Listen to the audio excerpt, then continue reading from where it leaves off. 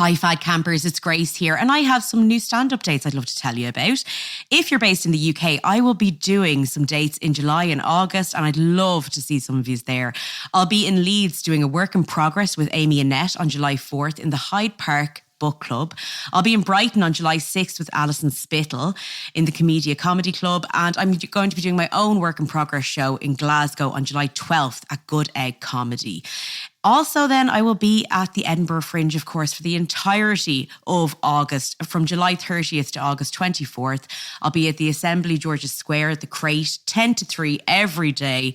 Would love if you could tell anyone you know who's going to be at the Edinburgh Fringe to come see my show. I'd really appreciate it. Thanks, guys. This show is part of the Head Stuff Podcast Network. What's the best way to reduce? Eat plenty or starve yourself?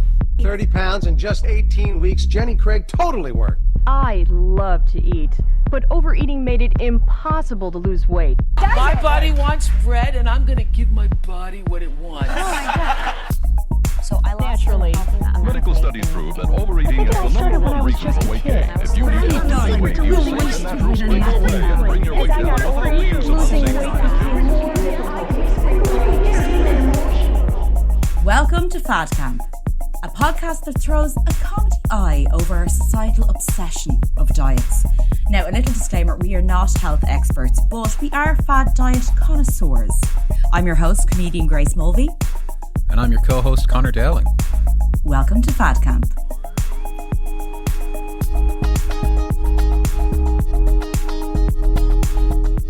I see 17 on mine. I'm like, great. I was like, all we need is 24. So I look at Sean is 23. I'm like, that's only 40. 1 pound shy of being above the yellow line. Sione, you have lost 23 pounds.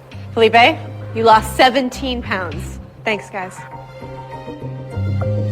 That walk down from that scale wasn't anything to celebrate because we knew that we were not going to make it above that yellow line. Tonight was our last night to be together as a team. So what they're saying there is, if you want to, because they're sending a member of every couple home, Yeah. unless you're like the couple that lost the most amount of weight, Yes. above the yellow line. Yeah. So they aren't celebrating the fact that one of them lost 17 pounds, which, by the way, for someone that's just over 2 stone, or 23 Or pounds. just over 1 stone. Oh, just over 1 14 stone. Sorry. pounds, Yes, 1 stone, apologies. yeah. Yeah. Just over 1 stone. And 23 pounds, which is like 5 pounds shy of 2 stone, yeah. in a week. Mm-hmm.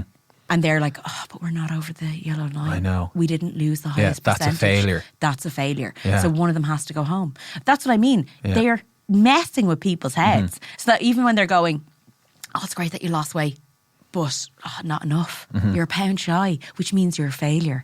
Like, it is messing. Now, also, the extreme weight loss, 17 pounds and 23 pounds is not normal for a week. Can I just say, highest weight loss was 32 pounds in that one episode. Sure. Of one person. One person. Yeah. And then the guy who went to hospital, Jerry, the 63-year-old, he lost 25 pounds. Oh my God. So they had to remove one of his kidneys, so that's fair enough. Kidney weighs about 5 pounds. And Gillian, no one said, oh, that's kind of alarming for a man who was just in hospital. Yeah. Gillian goes, that's such a victory. Yeah. Yeah. And I was like, how is that a victory? He's 63 years old, 25 pounds, I'd be alarmed. I will say, we are dealing with people whose weights are in the 350 plus category. When you go on, as like I was saying before, your first week of any fad diet, extreme exercise program, even just a general exercise program, you're going to see the most kind of weight loss results. But the bigger number you start off with, the bigger that first number.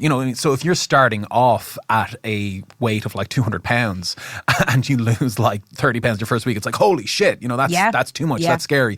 But if you're in that kind of plus 350, 400. Yeah, it's all relative. Like, it's relative, exactly. Yeah. So, and that's why they go by percentage. Mm-hmm. So, right, okay. That's why, like, it'll be like for the team, it'll be like your 5.3% weight loss this week. Right, do you know okay. what I mean? Like, that's why they do by the percentage, because you're going to have smaller people losing smaller amounts. Mm-hmm. But yeah, like those numbers, by the way, it is absolutely convoluted. Mm-hmm. And They make it seem week to week, but apparently, and we're going to go into this now. Okay. Maybe not so much. What? Okay. Dun, dun, So dun. I want to go into the people who took part in this, and not only the people, the contestants, but the trainers. I want a little history of the trainers and presenters. Let's see your credentials, Bobby. Bobby, booby, baby, baby. Other than acting school, which I think you might have flunked out of. Yeah, his acting is way over the top. It's like vaudeville acting when he reacts to people's weights. It's like a mime. Yeah, it's like wiggle woggle. Okay, this might surprise you. The original presenter for the US Biggest Loser. Do you know who that was? Yes. Who was it? That's why I was wondering why she's not on this show. Yes. She quit after 3 seasons or left the show, Okay, so whatever. That must have been when I saw it on the show. Yeah. Hilda from Sabrina the Teenage Witch. Caroline Rhee, the actress who played Caroline Aunt Rhee, Hilda in Sabrina the Teenage Witch, was the presenter for the first 3 seasons. Right, okay. So that's my memory of it. So when I'm watching this, I'm like, where is Hilda? Yeah, but the presenter that's on it, I think her name is Alison. She's been like the main presenter for years. Sure, okay, right. Wow. So Caroline left the show for whatever. I don't know if she was fired or why, but she said the actress said she was uncomfortable in her hosting gig during the first 3 seasons of the show. She was not a fan of the competitive and often cutthroat atmosphere the show promoted. Right. She said the drama, the tension, the manipulation, it's not for me. Wow. That says something, because when I saw that she was linked to that, I was really surprised. Totally. But it's telling that she said that the manipulation of the show she really wasn't happy with. Yeah. Okay. So let's go into the trainers. Oh, let's do it. I'm going to start with Gillian Michaels. Now, listen, you might know Gillian Michaels. If you don't, you've definitely seen her. You've definitely seen her face at some point. She is kind of one of the global trainers, superstars that came out of the early 90s. Fitness personality. Gillian Michaels is an American personal trainer, businesswoman, author, and television personality from Los Angeles, California. Okay. I'm going to give you a little taste of Gillian's style. I would describe Gillian myself as like the Simon Cowell of personal training. Wow. The way she talks to contestants, you'd honestly swear that they had murdered her family. Okay. Wow. She has a certain way of talking to contestants. Oh my God. I think she has a personal vendetta. I believe she did. She was heavier when she was younger. No way. A lot of personal trainers. That's amazing. A number of personal trainers tend to be, I would see internalized fat phobia. You can imagine her talking to herself this way. Well, because I was immediately, because I just to make a pure judgment based on her behaviour and everything I know about her so far from just watching her on the show, I thought she had a bit of a mean girl vibe to her. So I was like, I could totally picture her being one of the sort of, popular sporty students in school making fun of the fat kids. But to hear that she was actually a fat kid, it's almost kind of cliche in a sense. Yeah. You know what I mean? That you're like, I was fat and therefore one day I said never again, and I got fit and I made fat people's lives a living hell because how dare I do that to myself? I mean, they do that to themselves. Yeah, exactly. It is really interesting to see a lot of people in the health and wellness, and I use that in inverted commas. Wellness. Well, who was a fat person before? But who have had weight in the past and really internalized it. Puke or die, keep walking. I don't care about makeovers. I don't care about your family. I don't care about anything. All I care about is that your ass gets smaller. That's all that I care about. 10 more, 10 more, 10 more, 10 more. I don't care if you both die on this floor. You better die looking good. Let's go. Back hurts. It's a bummer. Guess what else is going to hurt? Everything! She kind of reminds me of Linda Hamilton in The Terminator 2. Yeah, she does actually. She really looks like her actually. That's mad. Okay. Except Sarah Connor is nicer. I'm going to use some of her quotes there. We heard one of them. Basically, for 12 years, Gillian Michaels would motivate her team, hurling insults and verbally threatening contestants as they attempted to meet their weight loss targets. Now, here are a selection of her quotes. We heard one there. I don't care if people die on this floor. You better die looking good. Another quote. I'm proud that I made him vomit. Sorry. This is another one. If you don't run, I will pull Alex on the floor and I will break every bone in his body. What? Sorry. Oh my God. Is he talking about somebody's child? I have a gun to your son's head. So you better get on that treadmill. I don't care if one of your legs fall off or if one of your lungs explode. Here's another one. The only way you're coming off this damn treadmill is if you die on it. Okay, last one. In a body bag. You're only leaving this gym in a body bag. I will kill your mother, your father, your dog. One phone call, your family says bye-bye. I've got a guy sitting outside your family's house, and he is a trained killer. He'll be in and out, no one will ever see him. The contestant is like signaling to the camera, like, help me. Last one. It's fun watching other people suffer like that. Oh my God, sadistic.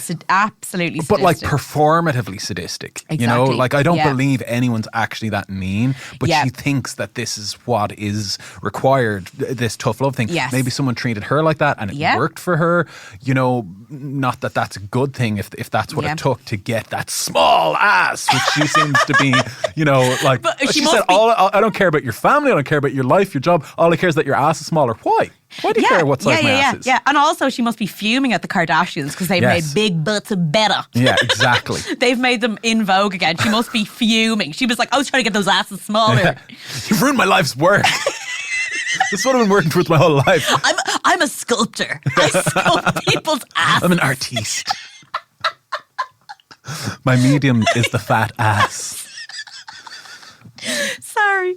I like a pancake butt. Okay, I want a flat.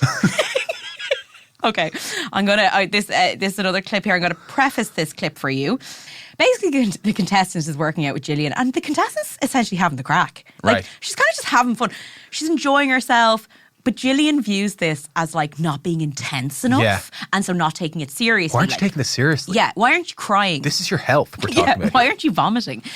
They're boxing, and the woman, once again, is kind of messing about. She's moving her body, though. Like, that's the thing. She's kind of moving her body. She's boxing gloves, but she's having the crack. And Gillian's fuming. Oh, how dare you. And basically, she keeps dropping her arm. So if you are boxing, you always have your, like... guard. You always have your guard up. Yeah. You always have your two boxing... Fists. Why can't I use words? You have, like, your gloves up around your face, but she keeps dropping an arm. So this is what Gillian does. Because she thinks this is absolutely... her roundhouse kick. Right in the jaw. That's what happens when you drop your guard for a second, you fuck. Imagine she bites her ear. Like, that's what happens. It's fucked up out there in the streets. Yeah, There's prison rules, bitch. I'm the Mike Tyson of trainers, and I will eat your ear. Okay, so this is what she does. We're gonna play a little game. Every single time she throws that jab and her left hand doesn't come back to her face, stand on the left side of her, smack her in the face. Okay. Right here. Don't smack me for nothing. Smack her in the her. face. She'll smack me. You'll even see if I it. do The minute the left hand comes down here, smack her in the face. Jab. Jab. Amazing how the form changes, isn't it? Jab cross. She knows I really hit her. Yeah, good. Jab cross. Now she's keeping her hands up. Jab cross. Turn your back foot. Jab cross. Oh, it's incredible how suddenly she's Muhammad Ali. Everything is like half-assed and phoned in and like messed up, and then it's like hee-hee funny, and it's exhausting. It's just... So basically, this girl is like having the crack, she's dropping her arm, and she gets another contestant, her sister, and was like, come over here. Every time she drops her arm, slap her in the face. And she says it 3 times, hit her in the face, hit her in the face. Now, what in God's name are you doing? Like, what are you talking about? You are essentially saying, hit this woman. What does that have to do with losing weight? And moving your body. Like, it's movement. Whatever movement is to you, it is movement. You are going to destroy a person's relationship with fitness. Yeah. If you treat fitness as something that is horrendous and to be endured but not enjoyed. And that's her way of doing it. Like, God forbid someone has fun while working out with you in a gym. It's like, no, this is not about having fun. Having fun is what got you into this position in the first place. Yeah, definitely. Now drop and give me $1 million. A fucking $1 million. This is another one here that I found really interesting, okay? This person, as I said before, there was the Temptations, okay? This person won a temptation or a challenge, whichever it was. Okay. And her prize is to get to go home to see her husband. Okay. You know? But this is Gillian's reaction. I question if you have enough autonomy at this point to deal with a conflict. This might not go perfectly. I wonder if this might make you homesick. I wonder if this might make you guilty. I wonder if this might sabotage you in certain ways.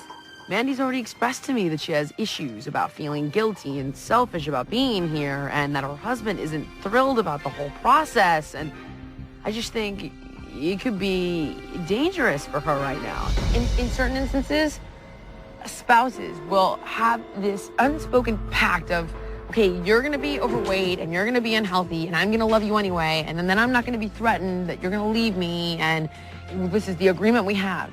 This is a pivotal, life-changing experience in which they're not really a part of. And you will try to bring them in and try to explain, and some of them will get with the program quick and jump on the bandwagon, and others will really struggle with it. So that's a pretty interesting worldview. That's a very interesting worldview. So Gillian is essentially saying, by the way, my sister listened to that, okay, yesterday, and she goes, that's what cult leaders say when people try and leave. They go, yeah, but your friends and family at home are going to say that they love you as you are, and they're going to want you to stay. They don't want you to get better. We want you to get better. Exactly. They're trying to sabotage you. All your friends and family and loved ones and the people who've known you your whole life are trying to sabotage you. Not me here. The person you've met a few weeks ago. That is spot on, Anna.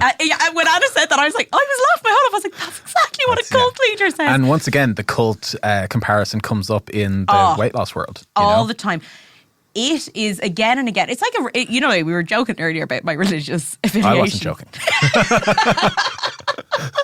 I'm wearing I pray to the Church of the Biggest Loser. You know, there is a huge thing about religion and the kind of I suppose the deity of fitness and the body and the temple that is your body. There's a real link there, like people replacing possibly a spirituality with a body obsession, that their body is a temple and that it can't be ruined and all this sort of stuff. And it's really interesting that she's like, your husband can't be trusted. Basically that her husband is missing her and she's missing her husband, and her husband's kind of not really into this whole thing of her going off to a ranch and losing hundreds of pounds in a really short space of time.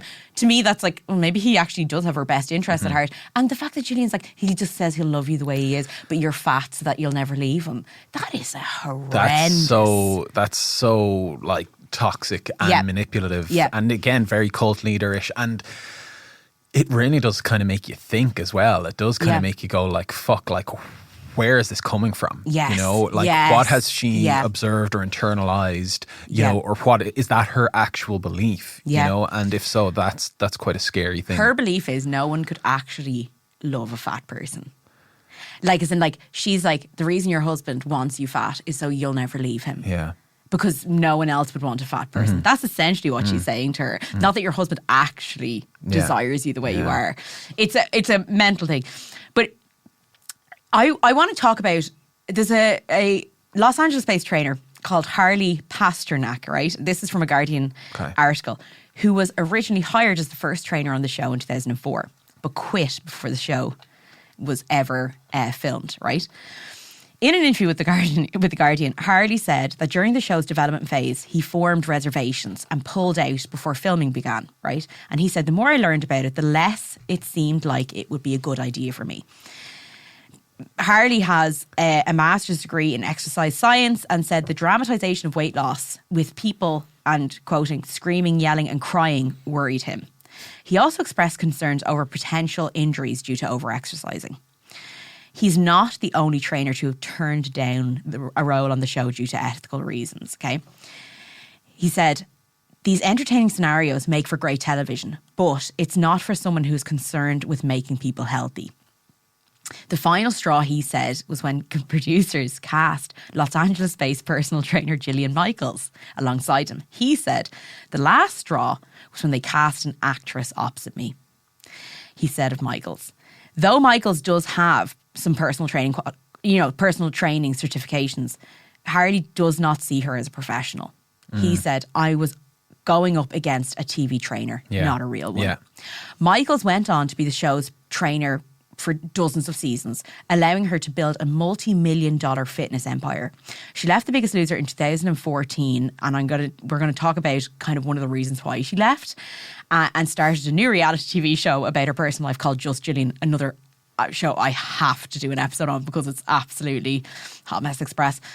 Fitness experts have repeatedly called out Michaels' practices on The Biggest Loser, called them into question. An indoor cycling instructor took Michaels to task for removing the saddle on stationary bikes to motivate contestants so that they couldn't sit. right? In 2013, Michaels was chastised for giving team members caffeine pills to help them drop weight. On the show? On the show. Dang. Behind the scenes. Wow. Okay. This was another one that really got me. Okay. And this is very recent. In 2020, Gillian Michaels made some comments about Lizzo that got a lot of backlash. How dare you? How dare you? Lizzo is my new god. Don't touch Lizzo. How dare you? How dare you? She said of Lizzo, why are we celebrating her body? Why does it matter? Why aren't we celebrating her music? Because it isn't going to be awesome if she gets diabetes. I'm just being honest. Like, I love her music. Like, my kids love her music. But there's never a moment where I'm like, I'm so glad she's overweight. Why do I even care? Why is it my job to care about her weight? Yet, Gillian, you've made a lot of money apparently caring, and I use inverted commas, about people's weight. You know what I mean? What are you talking about? It's your whole thing. It's your whole thing. Why are you commenting on her body if you don't care? Yeah. Like, anyway. So that's a bit of Gillian Michaels. Wow. She is a roller coaster of a person. Roller coaster. And it's interesting how, you know, when we were watching those clips, I got the sense that these are people performing what they think is this tough love, hard ass fitness instructor. And to hear that she's probably, 70% actor or actress, performing arts type person who has, a side gig as a personal trainer, Well, I think, because I looked up to see if she was an actress, she wasn't. I think what this trainer was saying was that, like, to me, essentially, she's an actress. Okay. But, like, she is a personal trainer, but he considers her a TV personal trainer, not to him, a real personal trainer. Wow. Which I just thought it was interesting that, like, we're looking at this and we're going, this seems very extreme. We're not alone. People in the personal training industry are like, this, we wouldn't do this. Yes. So, but one thing I will as well kind of say, to not in a sense to kind of pin everything on Gillian Michaels. Like, if this instructor, previous instructor, sorry, what was his name? Bob Harper? No. Or no, sorry, Harley Pasternak. Harley Pasternak. Yeah. So let's say him, for example, is being called into work in the show and he's like, well, this isn't very ethical. This isn't, how I would operate. That means that there is someone kind of pulling the strings. Oh, absolutely. An executive, Yes. a studio, a company, whatever it is, a team of people who have a vision for this show, of this tough love, Absolutely. Simon Cowell-esque, reality show. So Gillian Michaels is just the person who kind of fits into that mold, as opposed to her being the kind of, even though she's the face of the show. Well, she's saying yes to it. She is saying yes to it. And that's the thing. Like, but she's not the one who's like creating. Like, it is that thing of like, even like the challenge. She's there, like, when they said no one's is eliminated, but 9 of you are going home. Yeah. She's as surprised as anyone else because she's not part of that. She's like, decision making. Ain't that a bitch? Yeah, isn't that crazy? But at the same time, it is also, you'll see that they themselves have limits, but you do wonder, well, your limits were a lot further out than a lot of other people's limits were. After what, like 10 seasons, she's like, enough is enough. I put up my hand and I said, I know I've made millions, but this is insane. What did she do? 10 seasons, 30 weeks a season? After 300 weeks of this show, I just thought, no. I have to draw a line here. Okay, so a little bit about Bob Harper, right? Bob was, the way they kind of, it was like Bobby. It's my guy. My guy. The way they kind of designed it was like, Gillian was like the hardcore, like the meanie. And Bob was sort of like considered to be like the nice one, like a good cop, bad cop. Yeah. Good cop, fat cop. That's what they were thinking. That's what they were going with. So Robert Harper is an American personal trainer, reality TV personality and author, okay? This is one freak out he had that was like, at the time, considered like, even Gillian Michaels was like, oh my God, he freaked out. We broke Bob. But just because in comparison to Gillian he wasn't as harsh doesn't mean he wasn't pushing some pretty toxic stuff. He was just sort of doing it with a smile on his face, okay? Yeah. So I just want to... A wolf in sheep's clothing. Exactly. A wolf in Bob's clothing. Good. Everybody looks good. Do not be sloppy. Finish this strong, Joelle. No, Joelle, don't do it. Don't do it. Dig, Joelle, dig. 10. Joelle. 4, 3, 2, 1. What the Joelle? Every single time at 20 seconds. Every time. What is it? What is it? Tell me what it is. I am trying and giving you No, you're not. You stop at 20 seconds every time. Every time. What is it? I'm giving you my best. No, you're not. You stop at 20 seconds every single time. What is it? Because I've got 6 other people here that want to be here that keep pushing outside of the box. What is it? I'm pushing. No, you're not. Don't say it. Don't say you're pushing, because you're not. You're stopping every single time. I'm not stopping. I never left. Every single you time. You asked for 6 No, then do points. it. Do it now, okay? Everyone goes for 30 seconds. You don't come off for 30 seconds, okay? That's all I'm asking. Just do that. What a prick. What a prick. And that poor woman looked scared. She did not look motivated. And by the way, she was like, I am pushing. Yeah. I'm like, it's her body. She knows if she's pushing. And by the way, 20 seconds of sprinting. Yeah. And they're not eating a lot during the day. So 20 seconds of sprinting will take it out of you. And he's like, why aren't you getting 30? Because we're all different. Bob looked like he was working through some shit right there. I'm sorry, but Bob definitely had some argument with someone. There was some shit going on at home that yeah. fucking month. And Bob was taking some shit out on these poor people because she looked scared. She also looked confused. It was kind of like, dude, where is this coming from? Yeah, and she's just like, I am pushing. He's like, yeah, I'm not. And he kept cursing. And I'm sorry, no, can I just say, for anyone out there, no one's allowed to talk to you like that. No. Like, you're not curing cancer here. Like, I'm sorry, but it's like, he is taking something out on her that I'd say he's under some pressure, whether it's the show or something else, and he is taking it out on this woman who's like, I am trying my best here. And he's like screaming at her saying, no, you're not. Yeah. And what are you talking about? 20 seconds versus 30 seconds of sprinting. Like, why does that matter so much Why to you, does that Bob? matter? Yeah, actually, if you're trying to get someone healthier, screaming at them that they're not doing 30 seconds but are doing 20, applaud them for doing 20 and doing bloody brilliant. Yeah. Do you know what I mean? Oh, that was concerning. Like, that was so strange. Do you know as well, Gillian Michaels afterwards is like smiling and she goes, I've never seen Bob that angry. Isn't like she's delighted. And Such a turn on. Gollum is saying, oh, my precious. Yeah, he's changing. We've corrupted young Bob. He wants the ring. Yeah. So, just a little side note. Now, this is serious, but in early 2017, serious, but you're serious. Sorry, still laughing at you going, he wants the ring. He wants the ring of fat.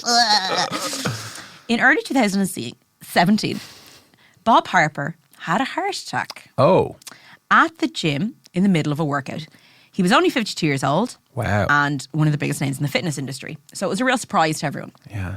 After his heart attack, Harper found out that he had a hereditary condition which increases the lipoprotein A in his blood. Lipoprotein A transports cholesterol into the blood and can contribute to plaque in the arteries and blood clots and can increase your risk of cardiovascular disease.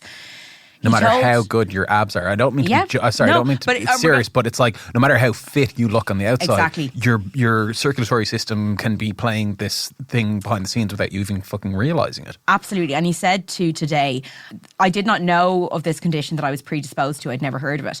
After his heart attack, he worked with his medical team to make his lifestyle changes that have helped him become healthier. Did anyone scream in his fucking face? And he says, I've been in the health and fitness industry for almost 30 years now, but I've had to pivot my life and redefine the way I ate and worked out. I like to eat clean, but it becomes a real experiment in the kitchen because I don't want to eat boring steamed chicken and broccoli. I'm never going to eat like that. That's not sustainable.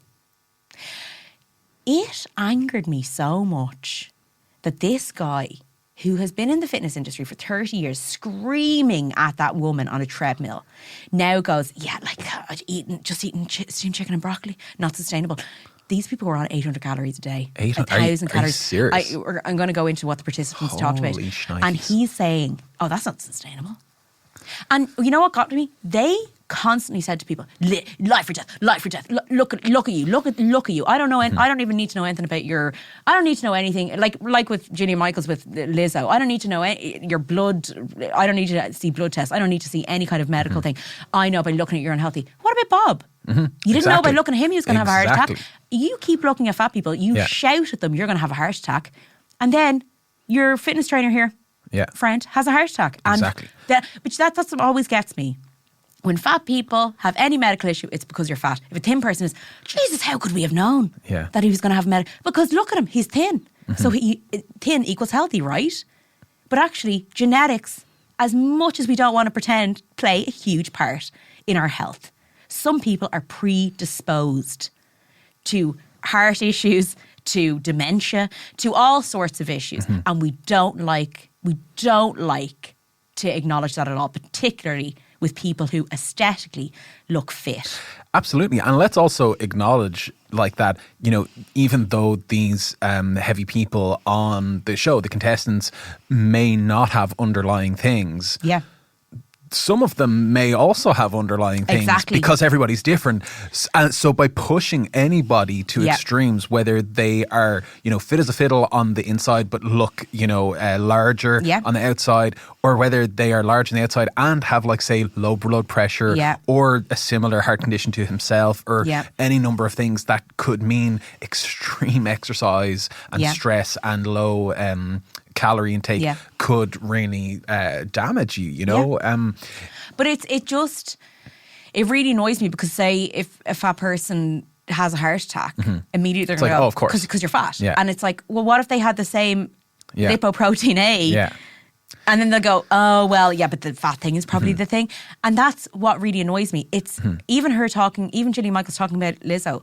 Lizzo is up there dancing. Yeah. How many nights a week doing live performances and singing? So her lung capacity must be something else. And then she stands beside Bob and goes, oh, God, Bob had but that, I mean, beyond his control. Yeah. Because he's thin. And that, it just got me when his heart, and the fact that he even said, oh, I had to pivot and change my lifestyle. The lifestyle you were drilling into these people, screaming at them, apparently wasn't healthy. Yeah. Oh my God. When I read it, I just, and like, I know, like, God, like, I'm glad that he's okay. That, like, are you though? You know. I'm joking. I'm not winking. I'm not winking. Okay, let's move on to the contestants. Now, okay, we're almost here. We're almost near the end here. I just want to talk about the contestants. Contestants have come out and talked about the show since, right? And my God, have they been talking. The first one I'm going to look at is Suzanne and Mendoka, I think is how you pronounce it, she was a season 2 contestant, okay?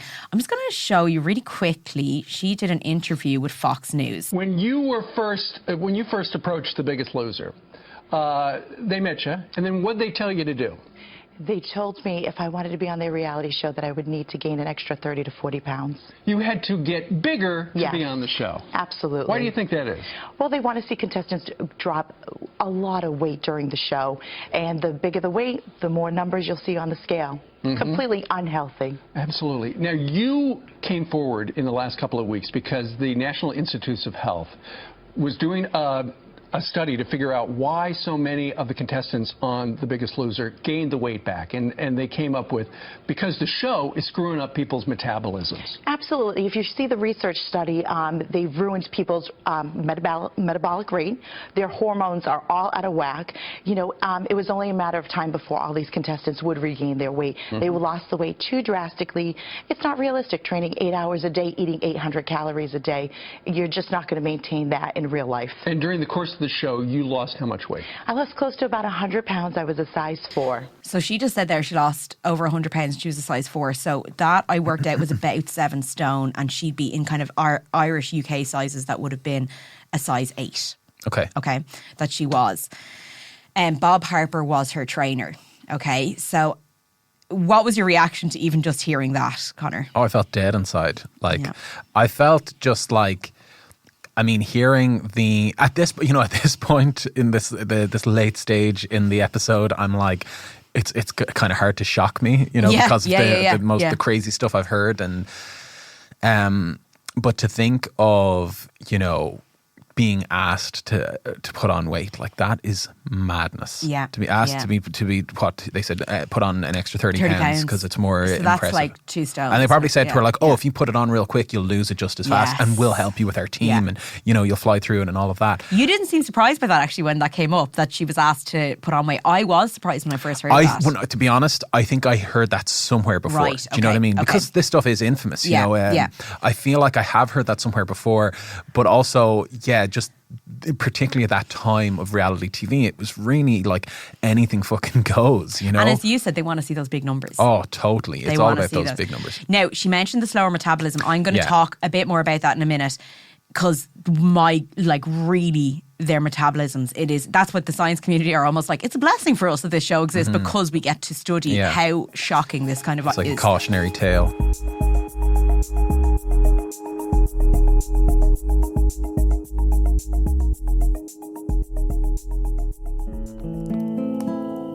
Fireside is the Irish storytelling podcast. Every week you'll hear tales of mythic Irish gods, Arthurian knights or Norse Vikings. There is folklore from Ireland and around the world, and even historical legends like Brian Boru and Gráinne Whale. Whether from poetry or prose, lyric or legend, if there is a good story at the heart of it, you'll find it here. I'm Kevin C. Olahan. I'm your host and Fireside Bard. With over 150 episodes and rising, there has never been a better time to join us by the fireside.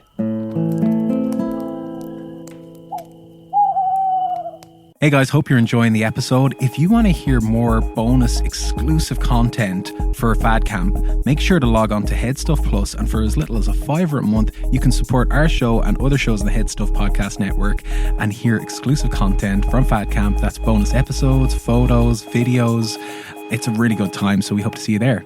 Now, back to the show. Bob Harper would tell me, eat 800 calories. Suzanne, if you eat that many calories, we'll win a weigh-in because you're eating less. I would train every single day and vomit on the set. And they said, great, you'll even lose more weight. Again, we'll win another weigh-in. They were happy to see you throw up. They did not address contestants throwing up on a daily basis. They created eating disorders. They did not try to provide any assistance or help to any of these people because you would not advocate for an 800-calorie diet in 8 hours a day training. They were encouraging you to starve. Yes. And just in the clip as well, I should mention that they're showing shots of her kind of post weight loss in the nice dresses and the slim fitting clothes and all of that, and these are very smiley kind of pictures, and these are the things that we see after somebody has gone through this transformation and they may maintain that physique and appearance and lifestyle for a few months, sometimes a few months, sometimes it's years, sometimes it's a few years, and you know what, sometimes, and I'm not just talking about Biggest Loser, I'm talking about people who lose drastic amounts of weight. Oh, listen, there are people who keep weight off. Who maintain it for their whole lives. For their whole lives. But they are, when I say the minority, the percentages are incredible. It really is the minority. And a lot of those people, I will say, kind of like maintain disordered eating for the rest of their lives. And, you know what I mean? While you're getting that nice slim fitted dress photograph, and you're smiling for it, and you're like, hey, like I'm going to be wearing a bikini on the beach this summer. There's the fear in your mind. Yeah. There's this cloud hanging over your head, and there's the going, oh, I put up a pound this week. Yeah. Okay. And then that's a gradual increase. It's a scary thing. And it just reminds me of a weight loss show I saw last year or so. It was to do with people losing weight during the lockdown. And there was a woman who had been on, she's probably a woman similar age, and she had extreme weight losses, as in she had had a bunch of kids, put on a lot of weight, lost like 100 or whatever pounds, and gotten into those like kind of slim fitting clothes and all of that, and then put the weight back on again, and then done the weight loss again. So she had lost like 100 pounds like twice in her life, and then now she was back on a show having put it on again. Oh, you know what I mean? So it's just like, it's scary because particularly when we watch a show like this, even if it's any kind of weight loss show, we only see that 6 to 8 or 10 week, or in this case 30 week period where they are going through the transformation, they lose the weight, they come out of it thinner at the end. They always lose some amount of weight on these shows. And they're like, given a makeover, and they're in like slim fitting clothes. But then we never hear from them again. I will say, if you are ever starting a diet, which I hope we've turned you off ever doing it, but if you are ever starting a diet, please ask them for research of weight loss over 5 years. Ask that, because they'll tell you what a year, maybe 2. Totally. They'll tell you what they're like 87%. Best I can do is 2 years. Do you know why? Because they don't want to know people after that amount of time. They've forgotten. So Bob Harper was her trainer, and Dr. Hanzinka, who's the same doctor that I could see even the episode we went through, she stated that many of the men she heard took diet pills and diuretics, which are pills that help rid your body of sodium and water during the show. Yeah. She said at one point that these 2 men said to her that that she's dehydrated, she wasn't feeling well or something. She's like, you're dehydrated, so you need to digest 2 tablespoons of baking soda. Oh, right, yeah. to retain water weight to manipulate the weigh-ins. Yeah. So she was told to do that. She To retain water weight. Yeah, because sometimes they'd want to manipulate. I don't know why. Okay. I don't know why they'd want to Okay. manipulate it. She said about 5 contestants during her season were sent to the hospital. All of the claims she made, by the way, during that interview, the show denied. According to Suzanne, in an interview with the New York Post, the extreme weight loss tactics used on the show led to a high relapse rate. And she says, would explain why The Biggest Loser are reluctant to do a reunion show because we're all fat again, as she stated. Now, Kai Hibbard, this woman, she's a season 3 contestant, is very outspoken about the show. She said it was the biggest mistake of her life, she told The Guardian. As part of the application process, she was told she had to sign a non-disclosure agreement with the show, which is never, by the way, a good sign. An NDA, to me, means something's going wrong in this show. Forbidding her... Well, you know, I would actually say that in so many professional situations in film and TV stuff, it's kind of standard practice. Yeah. You know, like Right. like even like certain kind of writing jobs, for example, you might get hired by like a production company or studio. You're developing like an IP, like a remake of something. Right. And it's like your NDA says, I can't talk about this Okay. until it comes out. So you're like, yeah, okay, I'll sign an Okay. NDA. You know what I mean? So Yeah, it's kind yeah. of, you can get... Should I get an NDA for this show with you? I think so. Oh Did my you not? God. I already signed a prenup. I signed a prenup for the show. Yeah, we've been married this whole time. Yeah. No, but like, so while I'm saying it's not a good thing, It's- you know, I know what you mean. It can Okay. be slid under the rug as kind of common practice. Like, oh, Okay. you know, it's just standard practice signing an NDA. No, you can never talk about that's good anything to we ever know. do in the show. And, you know. Yeah. But anyway, so the NDA was to forbid her from speaking publicly about the show without first getting approval from a public relations representative Right. from NBC. Yeah. But her experience basically prompted her to talk about it, and she's received several cease and desist letters from the network, and she hasn't taken it into account. In the interview with The Guardian, she described incessant fat shaming by trainers, ridiculous exercise regimens that were done solely for entertainment purposes, like the challenge that I talked about with the big feckin' sand mountain, dehydration for weigh-ins, and manipulation by producers to pick winners and create villains. She said, in my season, there was a woman named Heather who was made to look like a combative, lazy bitch. But in reality, she had a torn calf muscle and had developed bursitis in both knees, and I don't know what that is. When she refused to run, they edited it to make her look lazy. All right. According to her, the show's producers try to lead viewers to believe contestants have lost weight faster than they have. Nobody on the show lost 20 pounds in a week, she said. Once a week was actually 3 weeks because of a shooting schedule. Wow. So that was also interesting because a lot of people, you know, I would watch it and go, he lost 30 pounds in a week? That's mad. So that's achievable. Yeah, exactly. If only I followed Yes. their you know, What about regime. someone that same size would think, oh, Totally. why haven't I losing 30 pounds in a week? Oh my God. She also said... I mean, why even do that? Why not just say we're doing it as a 3-week period? You know, like why... It was to make it more impressive. All diets and weight loss companies will always market these unachievable, insane results because they want you to think you're failing if you don't get them. I used to think when I was at my lowest in motivation, remember we had a motivation episode, my biggest loser. Motivation. Here I go again. My, I had a breakdown. Motivation. But, you know, I remember thinking, even at my lowest weight, because I didn't have a flat stomach, and because because I was still like a few pounds away from the goal of my BMI, I was failing. Totally. People in the photos have flat stomachs. I didn't have a flat stomach. So to me, I was like, so that's... you're always failing. You're always missing the mark. She said contestants engaged in dehydration tactics prior to weigh-ins to make it look like they had lost more pounds. Yeah. We put on a ton of clothes, shut all the doors and windows, and would work out for 2 or 3 hours to sweat out as much weight as we could, she said. Like UFC fighters trying to cut weight for a weigh-in or something. Exactly. She said the contestants are pushed to do daily workouts that are approximately, and this is just in the article, 10 times the amount that is recommended by the American College of Sports Medicine, right? By the end, she said, I was working out 6 to 8 hours a day and eating about 1,000 calories or less. I bled through my shoes in the first 3 weeks. Nearly every person in my season had injuries. I was crazy sick. I ended up with thrush because my immune system crashed. She said, we women weren't allowed to wear a t-shirt until we lost enough weight to earn one.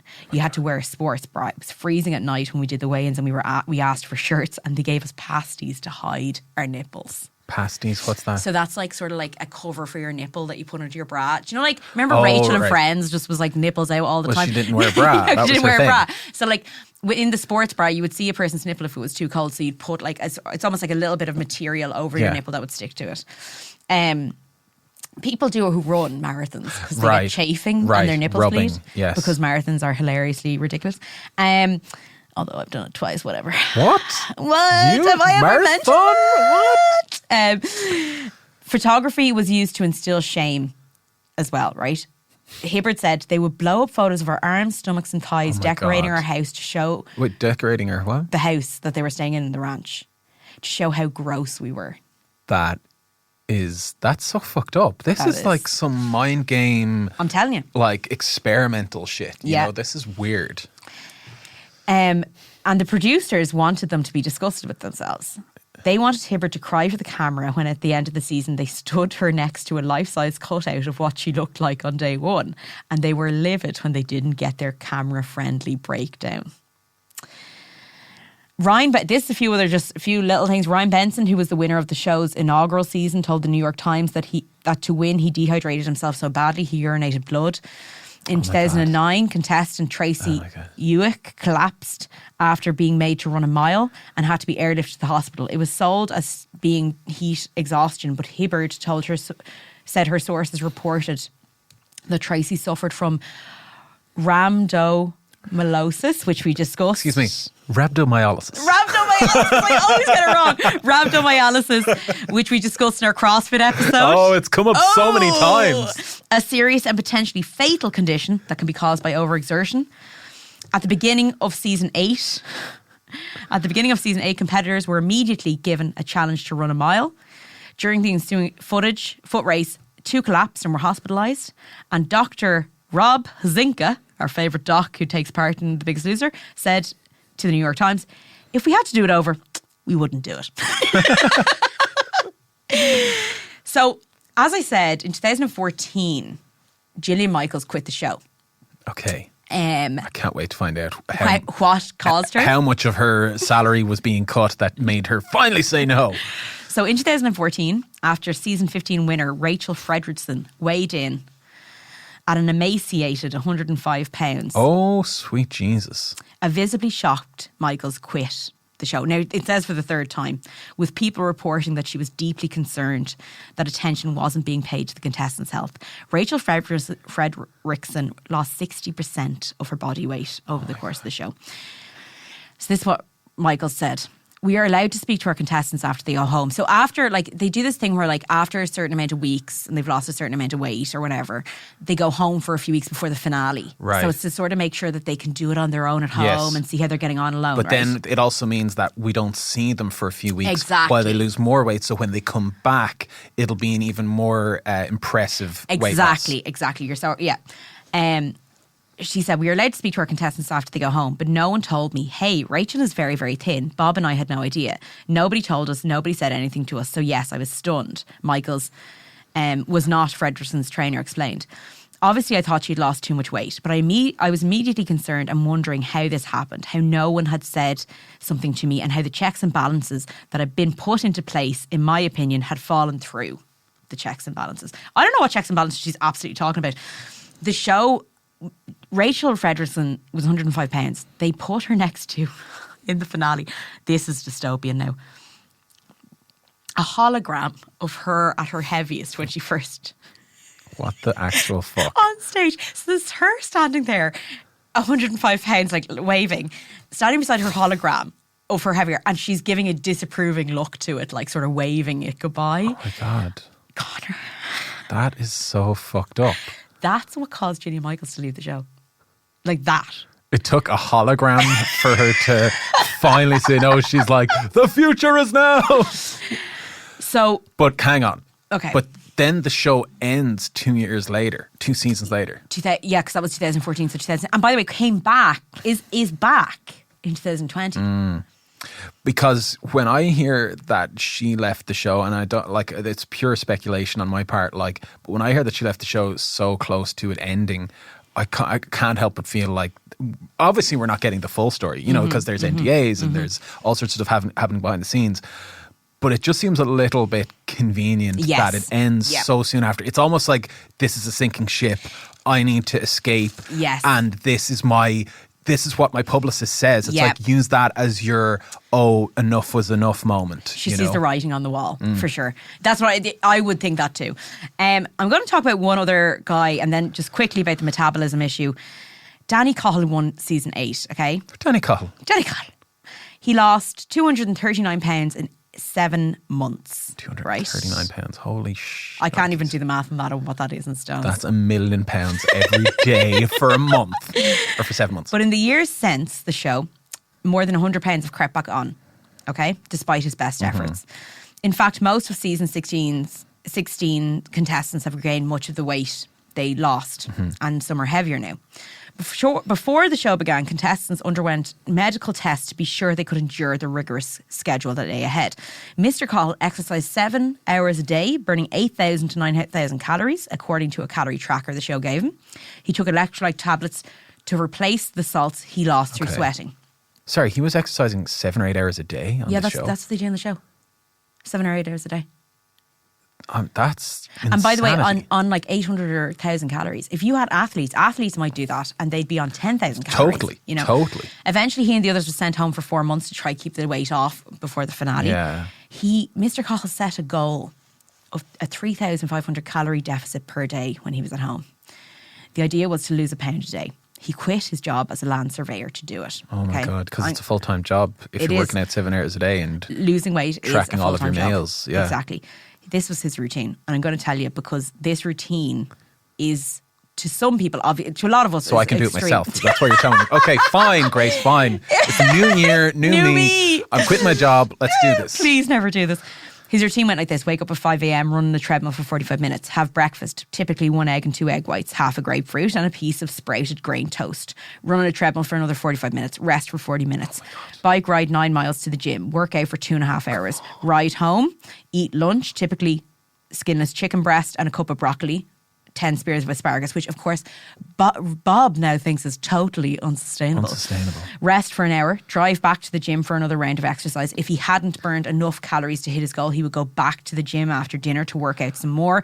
At times he found himself running around his neighbourhood in the dark until his calorie burn indicator had reset to 0. I would rather be dead than have that as my life. I would rather be too fat to fit in a coffin than have that as my life. I'm sorry for the graphic imagery, but come on. Come on. 5 a.m. and all of that working out, all of that, like how is that better than just being kind of fat? Yeah. You know what I mean? Yeah. How is it better? How is that better? How is your life better? Yeah. Do you know what gets me as well? They're like, before I was miserable. Blah. Yeah. Now you're miserable, but you're just running around more. But maybe you have a photo of yourself in a tight t-shirt or something like that. Great. Good for you. The only difference is now you're getting compliments. Yeah. Your life is as miserable, but now you're getting compliments, and that's why it's considered better. But you know what? That's hellish. It is hellish. And I feel terrible. I feel terrible for this person, and because you're in a trap. Yes. You're in a trap because you've set this terrible foundation by doing all of this extreme exercise and extreme dieting that, you know, even if you were to go, you know what, I'm just going to stop all of that tomorrow, your weight would balloon back so fast and so astronomically and exponentially that before you know it, you would have gained back your, 239 pounds with severe interest. And then you're really facing trouble, you know? What it takes now for him to maintain his weight, and I'm going to go into it because of his metabolism, is terrifying. Basically, and that, by the way, this is also what happens when you dangle 250,000 in front of people as like a prize. On the day of the weigh-in in the show's finale, Mr. Cahill and others dressed carefully to hide rolls of loose skin that remained after they lost weight. They had compression undergarments to hold it in. Mr. Cahill knew he could not maintain his final weight, right? But he was so mentally and physically exhausted, he barely moved for 2 weeks after his publicity tour ended. Because he won, he had to do a big, massive publicity tour, became a motivational speaker. But he started a new career as a motivational speaker, as The Biggest Loser. And for the next 4 years, he managed to keep his weight below a certain amount, right? By exercising 2 to 3 hours a day. But 2 years ago, he went back to his job as a surveyor and the pounds started coming back because once again, you go back to your life, you're not able to exercise for 8-9 hours a day. Mr. Cahill was the worst off. He regained more than 100 pounds. His metabolism slowed so much that just to maintain his current weight, he now has to eat 800 calories a day less than a typical man his size. Anything more turns to fat straight away. He goes, I used to look at myself and think, I am horrible, I'm a monster, subhuman. He began sleeping on a recliner because he was too heavy to sleep lying down. Walking hurt, stairs were agony, and buying clothes was humiliating. So this is all after the show, right? This is before the show. Oh, sorry. Okay. Yeah. I remember sitting in a dressing room one day and nothing would fit. I looked at the traffic outside in the street and thought I should just run out in front of a car. And that's when he went on to the show. What really gets me about him even saying that, okay, a person, and no one should consider themselves subhuman. This guy was having suicidal thoughts. Mm-hmm. And then he goes on this show. This show that gets him to eat 800, 1,000 calories a day, exercise for 8 or 9 hours, essentially create an eating disorder, and doesn't deal with the fact that this man hated himself so much and was considering suicide. Yeah. He goes onto the show where they reinforce a lot of those beliefs. You know, a lot of those negative self-talk is actually being manifested through these trainers and through the format of the show. We see as viewers how horrible the trainers talk to them. Imagine how horrible the people pulling the strings talk to them. You know, like these producers who hang up these unflattering photos in their house and who want them to break down and probably scream at them when they don't cry because they've seen a fat picture of themselves. So all of these things are being realised and being brought to light. It's like, all of your most negative thoughts, someone outside of yourself is saying to you. Yeah. And that's why even when I was doing research for the show, I was like, oh God, I have to be in a good space. Totally. Because things that I might think of myself, these people who are experts, quote unquote, the people who have the best lives, quote unquote, and yet are so angry, they're screaming at people in a gym. It doesn't make me think that this life is actually very happy, considering you don't seem that happy, are saying this. Okay. Fucking hell. Now, as I said, this show has become almost like a scientist's dream for what diets can do to a person's body. The New York Times in 2016 wrote an article called Bodies Are Fighting to Regain the Weight. Basically, the Biggest Losers contestants' bodies are fighting to regain the weight. They are actually now in a battle with their bodies because their bodies want to regain weight. Researchers knew that just about anyone who deliberately loses weight, even if they start to normal weight or even underweight, will have a slower metabolism when their diet ends. That's just a fact. People who diet, their metabolism slows down. So they were not surprised to see that the Biggest Losers contestants had slow metabolisms when the show ended. However, the results of how slow their metabolisms went, the researchers said, were stunning. They showed just how hard the body fights back against weight loss. It's frightening and amazing, said Dr. Hall, an expert on metabolism. I'm just blown away. It has to do with the resting metabolism, which determines how many calories a person burns when at rest. When the show began, the contestants, though overweight, they say hugely overweight here, had normal metabolisms for their size. Normal metabolisms for their size, meaning they were burning a normal number of calories for people of their weight. When it ended, their metabolisms had slowed radically and their bodies were not burning enough calories to maintain their thinner size. What shocked the researchers was what happened next. As the years went by and the numbers on the scale climbed, the contestants' metabolisms did not recover. They did not get back to normal, even though they put on weight. They stayed that slow. Not only did they not recover, the metabolisms became even slower.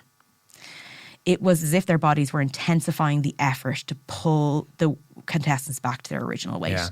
It's a basic biological reality. Despite spending billions of dollars on weight loss drugs and dieting programs, even the most motivated are fighting against their own biology. The doctor's show, Robert Huizinga, there he is again, Huizinga, says he expected the contestants' metabolic rates to fall just after the show, but was hoping for a smaller drop. But maintaining weight loss is difficult, he said, which is why he tells contestants they should exercise at least 9 hours a day and monitor their diets to keep the weight off. 9 hours a day? How is that ever, unless you're like an Olympic athlete? Yeah.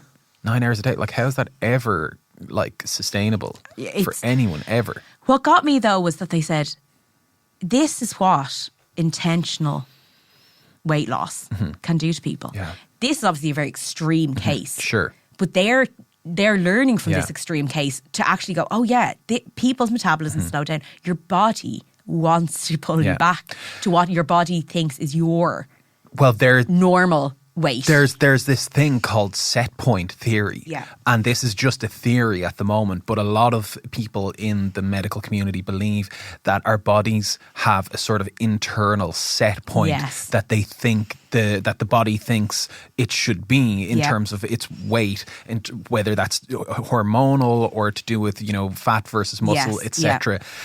And so it's constantly fighting to stay at that kind of balance. So Yeah. it's like, and that's why we see so many things being relative. Like someone who is 400 pounds or more loses so much weight in their first week, just like someone who's 200 pounds or more loses so much weight in their first week, and the diminishing returns continue on like that. And then when they stop, if they reduce their efforts, it gradually climbs back up, because that's your body trying to climb back to this set point.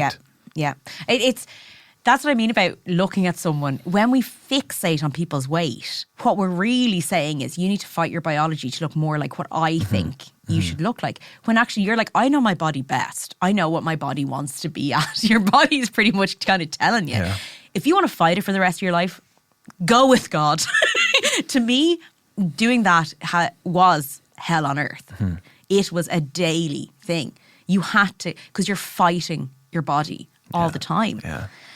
To me, yet embracing what my body to me is meant to be has been a much easier path for myself. Now, obviously, we're all on it. I could change my mind tomorrow, but you know what I mean. But it's just an interesting thing to hear the science community go, like, this is what happened when the most extreme weight loss, which we consider to be the healthiest for these people. These people are now like, this guy, 800 calories less than the average person average male he has to eat in order to just maintain what other people would call an unhealthy weight. Yeah.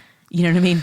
Yeah, and like I have to say, like, if this is the part that is the part that kind of drains me, in terms of positivity and hope, because what I feel is that, because of what we've learned about like weight cycling from our pal yo-yo Christy Harrison, dieting and it's that like at one point our bodies were in this kind of state of, let's say there is this set point and it's like, oh, mine and yours is that little bit higher than the average person for whatever reason. And that's going to fluctuate naturally. But then at a certain point, possibly in our teens or our 20s, we messed with it. We fuck with it, Yeah. but because of these external things, because of TV shows like this, because of nowadays social media, because of comments and social pressure and internal pressure, and then next thing we know, we are playing this crazy game of catch up for the rest of our lives. Yeah. That's it. As Christy Harrison said, yo-yo dieting is more detrimental to someone's health than weight ever was. Yeah. So, and the problem is, because we never allow fat people, heavier people, chubby people, whatever, to be themselves, we can't actually study a heavier person from when they're, in their childhood to adulthood, because we have made them diet. So yo-yo dieting is now part of their life. So we don't know. We've sort of corrupted the system. Yeah, so you can't actually get someone as almost like I know it's terrible, but like as almost like a specimen and study them. Yeah. Because diet culture gets in there straight from away. such a young age. Yeah. Exactly, yeah. This is going to be a very quick medical community reaction Okay. to The Biggest Loser. Dr. Ed Tyson, okay, here's what he said. Contestants are absolutely at a greater risk of developing eating disorders as a result of being on the show. He's an eating disorder physician in Texas. It's very high risk, he says. Viewers of the show described Rachel Fredrickson, as I said, who lost 60% of her body weight, as looking anorexic. This doctor said, they are criticising this woman for doing exactly what the show wanted her to do. Oh, now she's too thin. She was too fat a minute ago. Now she's too thin. They criticised her for being obese, then criticised her for losing too much weight. She felt shame both ways. Yeah.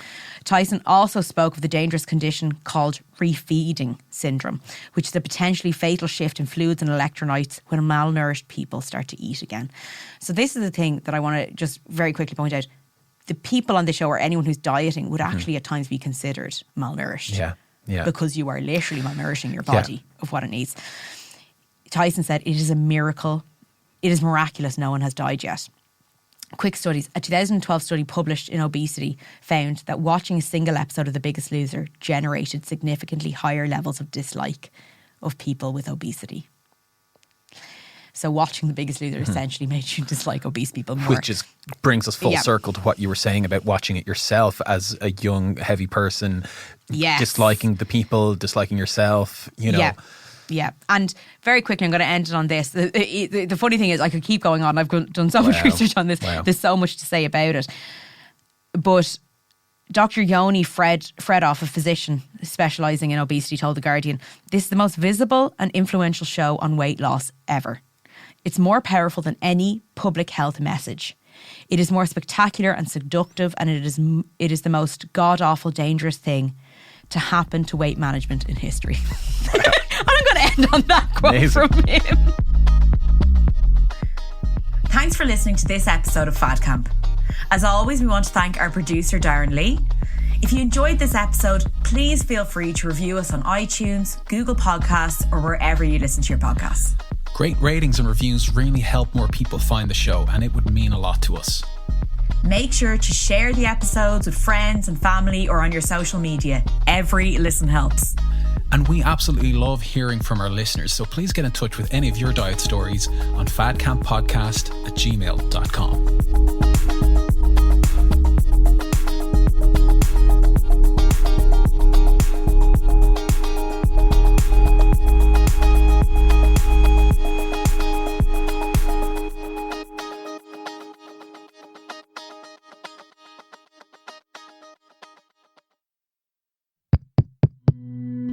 This show is part of the Head Stuff Podcast Network, a hub for the creative and the curious.